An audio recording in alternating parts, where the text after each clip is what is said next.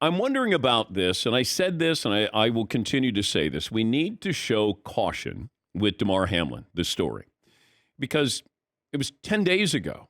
We didn't even know if he'd get out of that Cincinnati hospital alive. Now he's at home, and he's rehabbing at the facility, and now you're starting to, I don't know if it's a groundswell, but I think it's going to get there.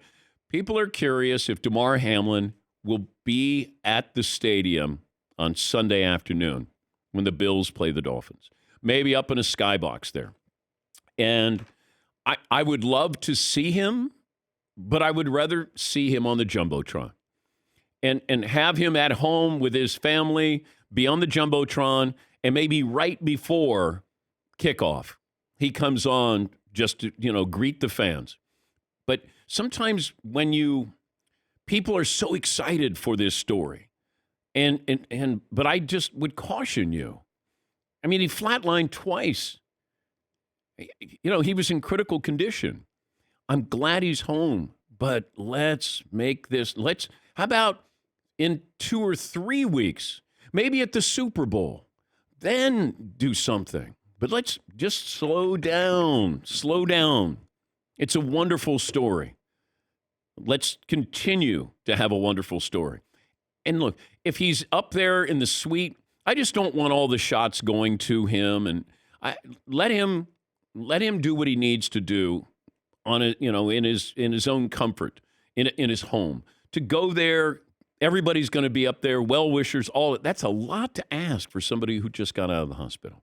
Let him do something on the Jumbotron, greet the fans, and say something inspirational to the Bills fans as they get ready to face the Dolphins. That's what I'm hoping for. But I like that there's caution that is being shown with Tua Tagovailoa, because this is serious. I just saw where Charles White, former running back at USC, passed away. One of the toughest players who's ever played college football. And Heisman Trophy winner, but passed away.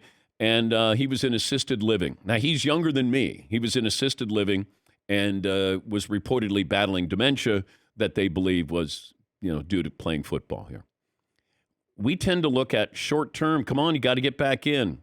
Then you start to extend this.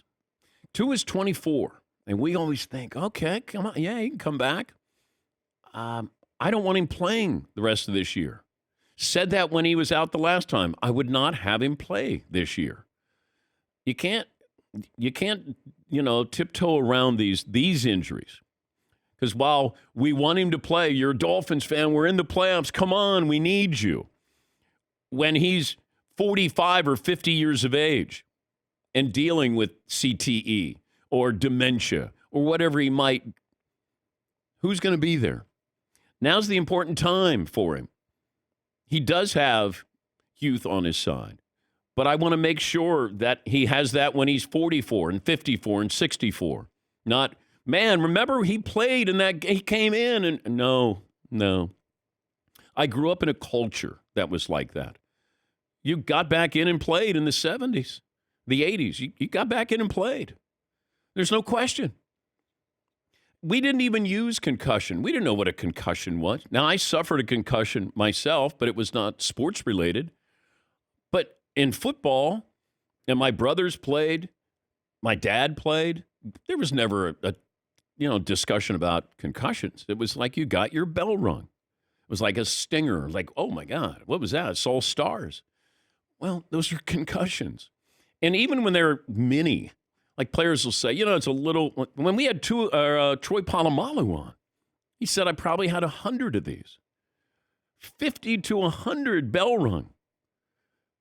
I mean, it takes a toll. The aggregate total there, and then what happens? And I hope, I worry about Tua the person. Then you can worry about Tua the football player. Yes, Eden. I wonder if the player mindset that you were just describing, like where you just go back in and still play, I feel like that still exists. Yes. But the rules just won't let you now. Now you have to be even more sneaky or covert to get back in. Yeah. Because it goes back to the story that Hines Ward told me. He got hit in a game against the Ravens, and he suffered a concussion. He grabbed his ankle because he was trying to fool the doctors. Tua grabbed his back. Now, maybe that was what brought this on. I don't know. I haven't heard any follow-up on his back. Has he been listed, on the injury report with a bad back? It felt like he's had 3 concussions or 3 injuries that have to do with brain trauma, in my opinion. And, a great source that I have on this would not go that far and say. Because I said, oh, my God. Like, you don't act like that. And what, his reaction, if that's a back injury, I've yet to see somebody have a back injury where they did that on a football field. Yeah, Paul. The tough part about this is that nobody wants to, everyone wants to stay in. The coaches want the player to play. The player wants to stay in. Yeah. The team doctors work for the team. I'm sure they're concerned that, hey, if I keep ruling players out, will they replace me as a team doctor? Look what happened to that team doctor who put the guy back in. But the neurologist wasn't a team doctor. Independent. He was independent, and he got fired. But these players, they lie. They want back in, and the coaches, Mike McDaniel, if he was safe with Tua this year and they won 5 games, no one's going to give him bonus points. He won't keep his job for that. Tua won't keep his job. Imagine if Tua said, I'm not cleared this week. I was cleared this week, but out of abundance of safety, I'm going to take a week off. He would be. And I wondered about that. If he got cleared, would you let him play this weekend? I don't know if that question could be answered, would be answered, will be answered, but I do wonder. And man, I'm just glad that they don't have to ask that question. I'm glad that Tua is not playing football this weekend.